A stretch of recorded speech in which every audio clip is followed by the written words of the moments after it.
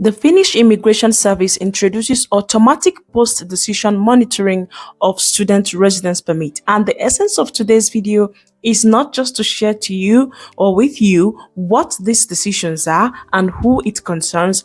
My most important concern and what I'm about to share with you today is for the groups that should be concerned, why should you be concerned, and how concerned should you be? Hello guys, welcome back to my channel. It's your girl Loveth, and in this YouTube channel we discuss all about Finland and all the work routes and study routes and other European countries. Okay, if you're new to our channel, you're welcome. You're returning, welcome back. And please, if you find value in this video that I'm about to share, which is full of information, just hit the like button and of course subscribe to our channel and share it to your friends and families. Now let's get to the details. This automatic post-decision monitoring, what does it actually mean? Finnish Immigration says that over the years since 2017, they have been doing this post-decision monitoring, although it has been something that they pick annually at random. But in September this past month, they have introduced this automatic post-decision. What it means is basically that your decision to study in Finland will be monitored automatically after you have been granted permit and you have arrived in Finland. This is to establish three things, as they mentioned.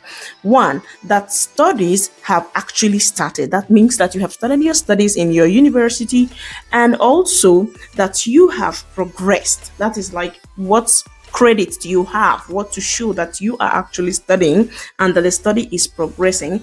And thirdly, to establish that your right to study in Finland still exists, and few other things that they didn't mention that they will be monitoring and checking.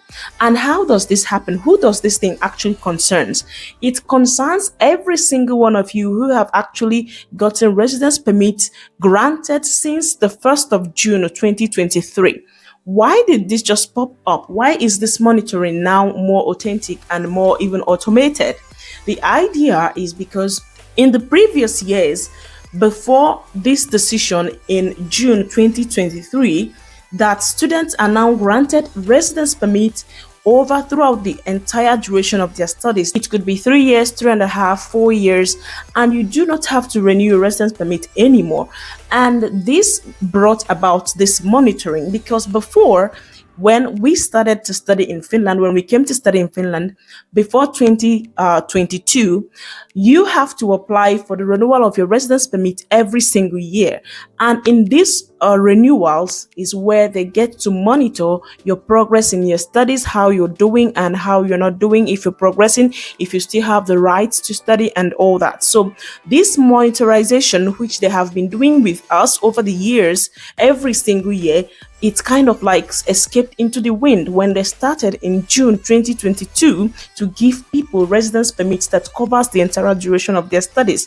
So they had no other means of actually knowing how well or how good is going with the students they granted residence permit, and thus the introduction of this automatic post-decision monitoring.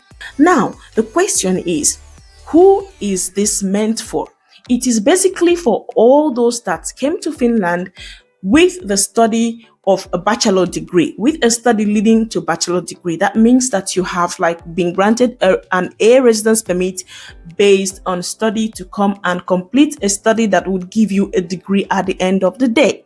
So this particular monitoring does not concern any of you guys that probably came to study in a college of education in Finland, or those of you that came to study in any other place, or those of you that came to do masters in any program.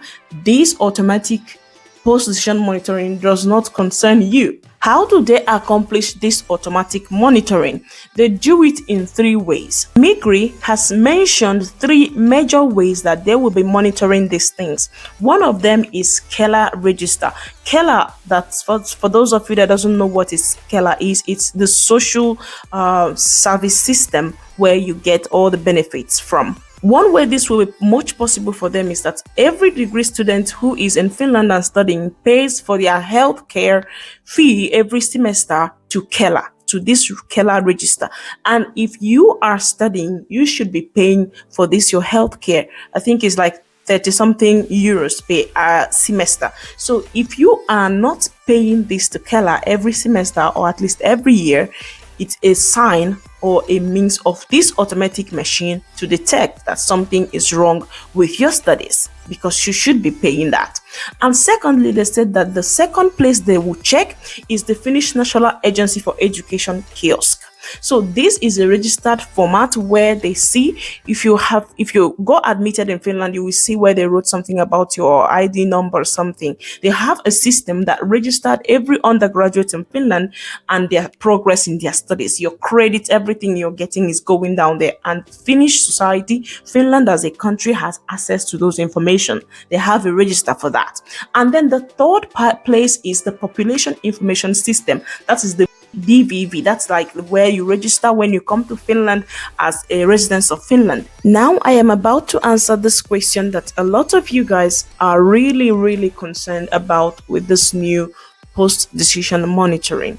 The question is, should I be concerned, and how much concerned should I be if I got admitted to study a degree in Finland and I came to Finland and got admitted to study in a college, and I continued my study in a college and probably never started my study in the degree program that I came for with this residence permit that was granted to me for my degree program, which is the A permit? Should I be concerned, and why? You should be concerned. And why you should be concerned is because those of you guys with a study permit based on a degree program are on A permit, and those of you that has colleges are on B permit. That means different permits for different programs. So ideally, if you are in a country where there are different permits for different status, you change your permit status the minute your status changes. That's the ideal thing. So if you are on an A permit and you get admission to study on a study program like a college that requires you to be on B permit, what you do, or what you should do, is reapply for a permit that is based on the current study that you have in Finland. That's the ideal thing to do. So, but what happens if it comes out that probably you weren't aware of this and you just continued to study your college of education, whereas you are granted permit for a degree program? What happens? One, it's most likely that this automated monitoring might detect you or not. Because one of the major reasons, one of the major ways that they are following these things up is about your credit. And if you're studying in a college of education, I think they have a kind of a study credit accumulation differences in terms of if you're studying in a college of education or you are studying in a university of applied sciences. So that means that it might show a red light. And secondly, I don't think college of educations are paying for these health insurances fees that all the degree students pay to KELA, which is the social service. So if they are not paying these two things, that's double red flag for you, which means that you are most likely going to be detected. But then, like they said, what happens when these automated machines finds out or detects you as a problem, or there is something wrong with your residence permit and they are consulting you for it? What happened?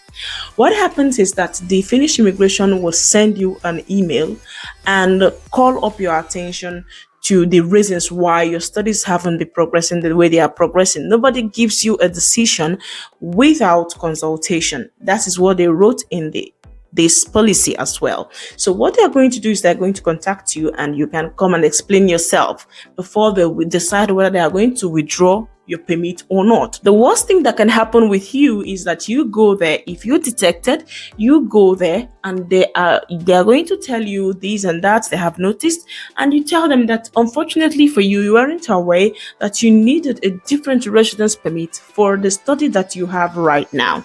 So what you do is that you apologize for your mistake and lack of knowledge and tell them that you are going to apply for the permit based on your current study, which is a college of education.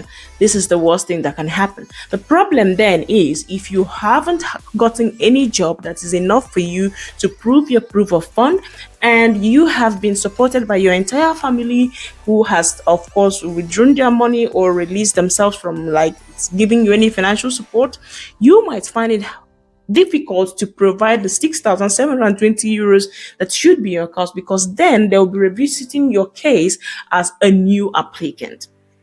But there are a few good things about, even if your permit is considered to be withdrawn or is on the bridge of withdrawal. They specifically said in this policies that if your case are deliberated singly and there is need for your permit to be withdrawn, that they are going to withdraw your permit and give you 30 days to appeal the decision. And usually when decisions are appealed in Finland, you do not have right to work. So, but exceptionally in this particular case, they said that you still have the right to work even after your permit has been withdrawn and they have given you 30 days for your appeal. So what you do in such situation, if that becomes your case, I hope not, but if that becomes your case, you are going to appeal that decision of withdrawal. You are going to use a lawyer in Finland, which is free of charge. As a student, you have a free of charge lawyers offered by the city of Finland. You are going to use that lawyer and appeal your decision. And when you appeal your decision, it takes a bit of a time.